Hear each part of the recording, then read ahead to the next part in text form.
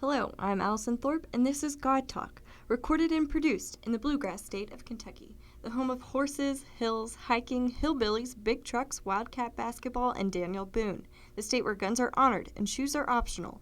This is the show where science, faith, and culture are discussed openly.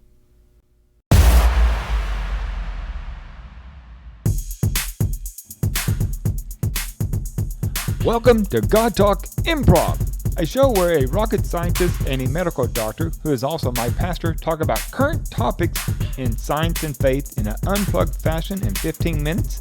So, Dr. Andy, welcome to the show, and please give us a topic. Hey, today we have an improv topic that should interest anyone. Any person should be interested in this. Why did God create the world in the first place? Why did he do it? Not how, but why. Now, we've talked about how. Okay. Big Bang cosmology, different theories on that. We've refuted the Hartle-Hawking model of cosmology and cosmogony. So we've talked a lot about how this world came about. We really haven't asked the philosophical or theological or moral question of why did he do it in the first place. Now, let me just throw that out to you and say, what would be some of the possibilities you might think that God created the world, just based on your previous experience, or what do you think most people think? For himself, for people, Okay. To create people that would worship him. And that would be my next question is, Okay. Why does God need us to worship him? But Okay, well, that's going to come out of this. So there's really three possibilities. Either God created the world for himself as some kind of, let's just say, he needed it, or he wanted to do it for his own benefit. Okay, that's one option. Now, if you can think of other options, that's great. But these are the three that I see. Either he wanted to do it for himself, or secondly, it was, or he did it for us, or he did it for us, or out of love for us, for other people. Or third, it wasn't like a choice, or he didn't do it for himself or for other people. It was just sort of a natural phenomenon that occurred because of God's all-powerful and all-necessary being. You know, the fact that he's a necessary being, it just had to be that some kind of world had to come out of that, or some kind of physical manifestation in order for God to be God. I mean, it could be that. So I see those three possibilities. He did it for himself, he did it for us, or it was just a phenomenon that had to happen because of the nature of him. okay. You think of any other possibilities? I mean, what do you think other people think? Some people think that God created the world out of a need for his own, or out of his own power to fulfill his own power, because he's a king, he's a dictator, he's a leader, he's a powerful being, and he had to create a physical realm in order to have people to dictate over, to rule over. All right. Okay? According to our common belief, God created a Big Bang, which expanded the universe. And the universe is absolutely enormous to think about how big it is and how dense it is. You know, you can Sure. just look in any direction, you're going to see millions of stars. Any Right. direction. And out of that, it's kind of, you would think there's going to be one ideal place in all that. And we're on, we know one planet that has the ideal place. We know of one. Yeah. Right. So you would think, well, maybe we're not the only ones involved here. There might be other life forms on other planets that have consciousness, that have a human consciousness of some sort.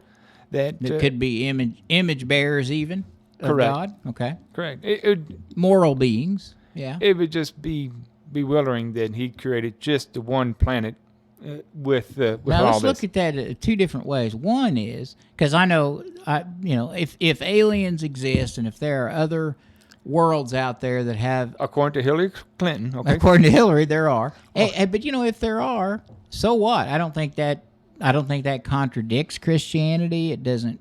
The only thing is, like we talked about before, either those beings would be already saved and don't need salvation because they're perfect. In other words, they're not fallen. Okay, that's one possibility. So they don't need to be saved. They're unfallen. Or they're unsavable.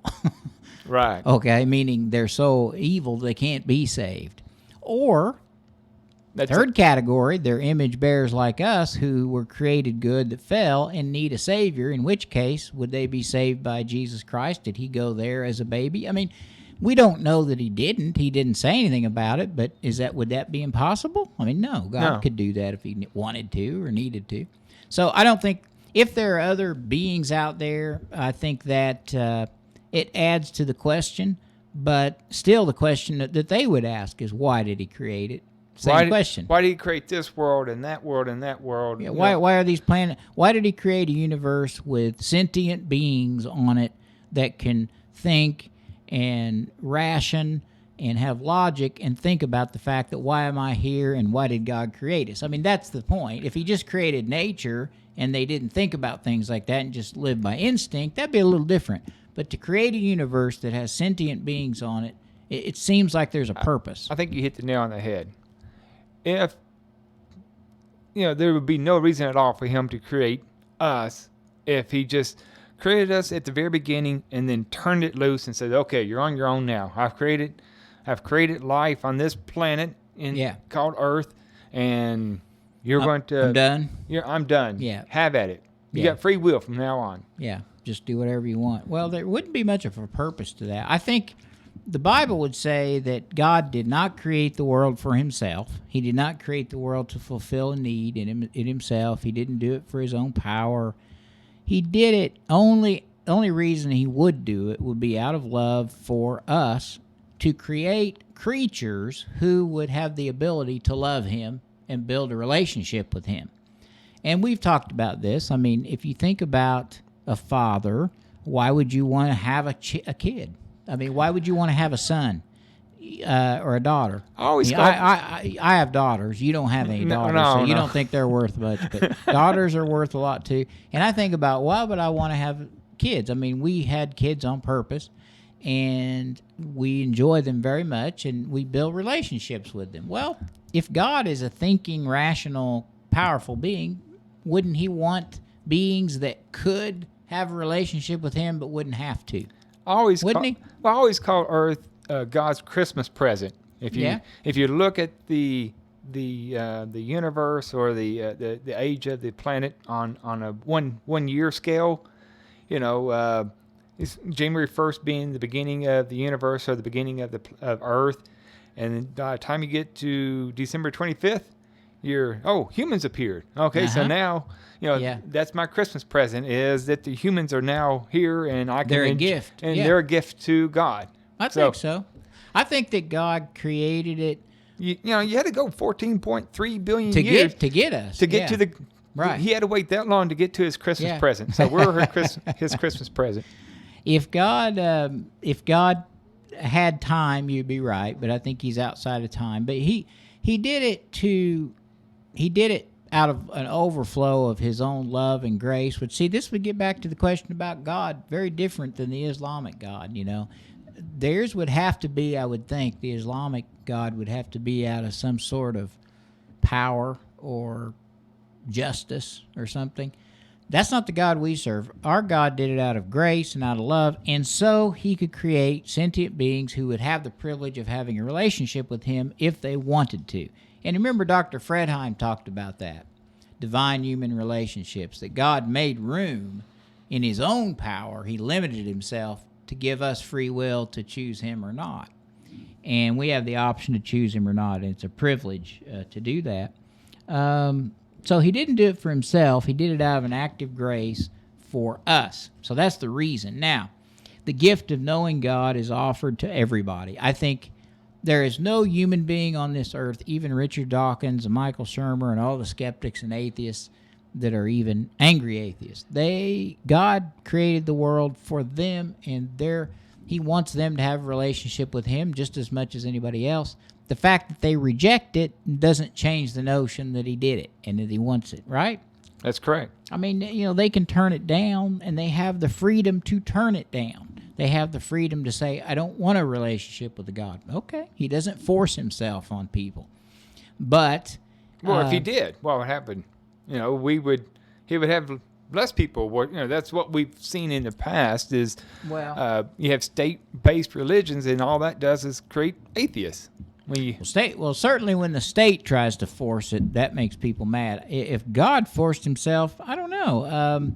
I don't think that would be his nature, because that's why there's the hiddenness of God. I always talk about one of my problems, one of my doubts is that God is not more manifest. You don't see him more, but it has to be that way, because if he forced himself or made himself present, very obvious, then of course everybody would have to believe in him. There wouldn't be such a thing as, well, do I want to have a relationship with God or not? I mean, you would think, yeah, he's made himself obvious, So he would be forcing himself.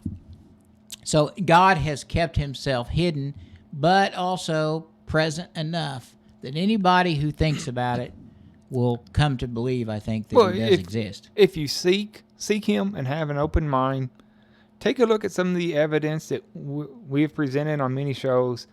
You've got to say, hey, there's something here. Yes. A lot more than you can say, oh, no, there's nothing. That's just, people who believe in fantasy. I think if a person a skeptic would sit down and listen to all of our shows, there's about 50 some shows, that'd be a pretty 60. significant investment, maybe 60. Yeah. It's a lot of hours. But if you would do that over the course of a few months and just open your mind, I mean, you don't have to believe everything, but listen and hear what these people are saying and hear what we've talked about. I think at the end of that exercise, you would have to at least begin to question, wow, maybe there really is a God. And if there is, which one? Is it the Christian God, the Islamic God? We always say on this show, we don't try to bring people all the way to Jesus Christ at every show. We try to just get people to think about the fact that it's logical and rational to think that there is a God. So anyway, as far as this show goes, I think the reason God created the world was for us. Maybe other beings too, I don't know, but at least for us. What does he expect from us? So what does he expect from us? Well, he doesn't really expect anything from us. He gives us the option of accepting him as God and worshiping him or not, and he doesn't mandate either one. I don't think it matters to God. I think that he offers it for us. He knows that the best life for us is to choose him, put your faith in we think, Jesus Christ, and be faithful to God, because his precepts are laid out, and that's the best life you can have. So he wants that for us, but I don't think he gets anything out of it if we worship him. He doesn't need it.